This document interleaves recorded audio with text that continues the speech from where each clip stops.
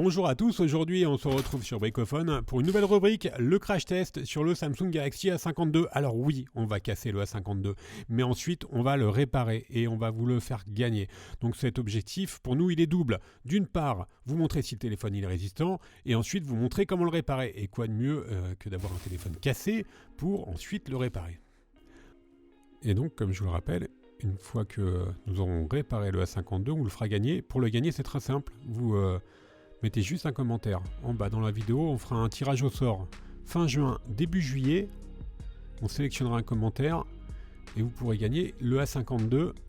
Alors malheureusement, si vous regardez cette vidéo vraiment dans le futur, donc soit en fin d'été 2021, vous ne pourrez pas, ou après, vous ne pourrez pas gagner le A52. Mais par contre, par rapport à nous qui sommes dans le présent, vous aurez la grande chance d'avoir tous les bars et tous les restaurants qui seront ouverts, contrairement à maintenant. On note que Samsung livre des chargeurs avec ton téléphone. Voilà l'objectif 4 caméras avec un écran Super AMOLED Gorilla Glass 5 qu'on aura l'occasion de tester. On va commencer par le test d'étanchéité.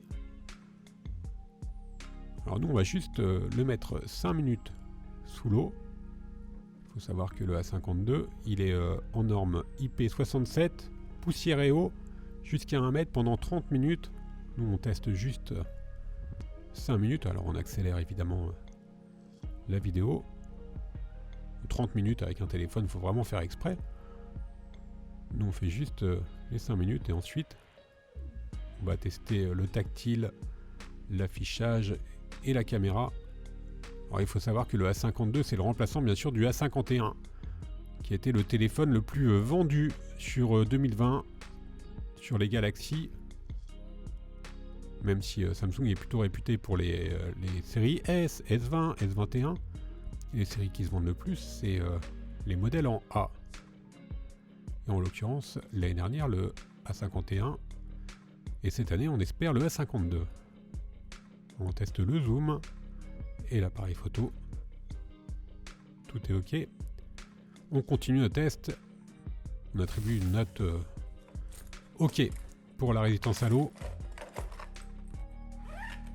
Alors le test sac à main, on a pris des clés, également un tire-bouchon qui doit être dans tout bon sac à main. On remue le tout pendant environ 1 à 2 minutes et on va regarder si ensuite il y a des rayures qui apparaissent soit sur le dos en plastique ou soit sur l'écran. Et le téléphone est vraiment comme neuf, il est nickel, aucune rayure, même sur le dos en plastique et encore moins sur l'écran. L'écran justement, on va essayer de le gratter pour voir si on gagne quelque chose avec une pièce. Non, rien du tout. On va essayer de l'ouvrir avec une clé, on va gratter également. Et là on voit l'efficacité du verre qui est en Gorilla Glass 5 qui est vraiment exceptionnel. Vous allez voir, même avec un cutter. Alors bien sûr, c'est pas la méthode d'ouverture préconisée sur le A52, on y reviendra plus tard dans les tutos, mais même le cutter, voilà, on voit bien avec les reflets, il n'y a vraiment aucune rayure. Donc ça, c'est vraiment un très très bon point.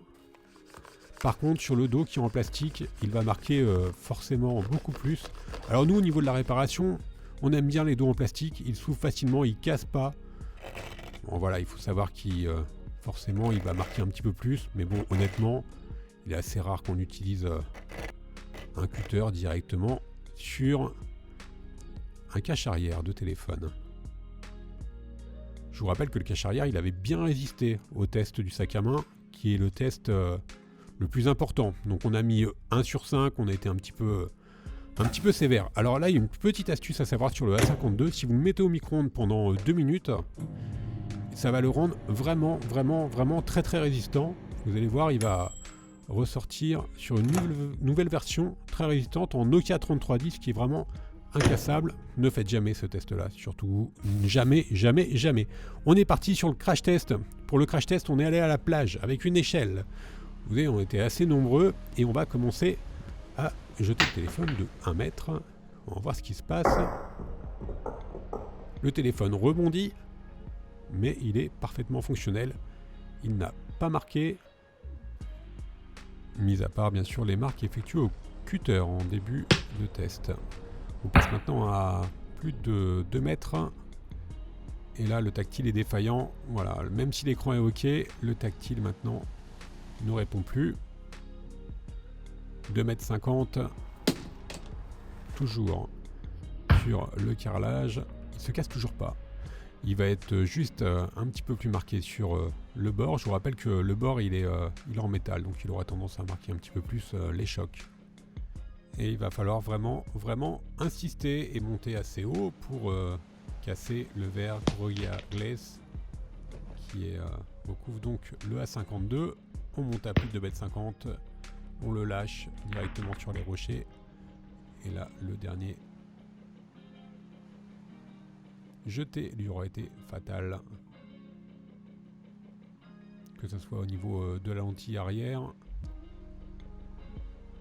ou de l'écran qui commence à avoir quelques chocs. On fait un dernier test parce qu'on voulait vraiment le casser pour vraiment ensuite bien le réparer. Et là, il est tombé vraiment sur l'écran. On voit bien l'impact sur l'écran. Alors un conseil, donc si vous allez sur la plage et si vous avez une échelle, ne jetez pas votre téléphone sur les rochers directement.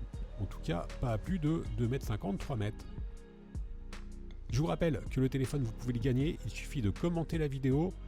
Laissez-nous le temps de le réparer. Il sera prêt fin juin. On sélectionnera un commentaire et on l'enverra au commentaire qu'on aura choisi par hasard. Voilà pour le dernier test. 4 sur 5. C'est un téléphone que l'on vous conseille vraiment à Bricophone. 3,5 sur 5. Moi, j'aurais mis 4, honnêtement. Il a très bien résisté. Allez, merci à tous et à bientôt pour de nouveaux crash tests et tutoriels sur Bricophone.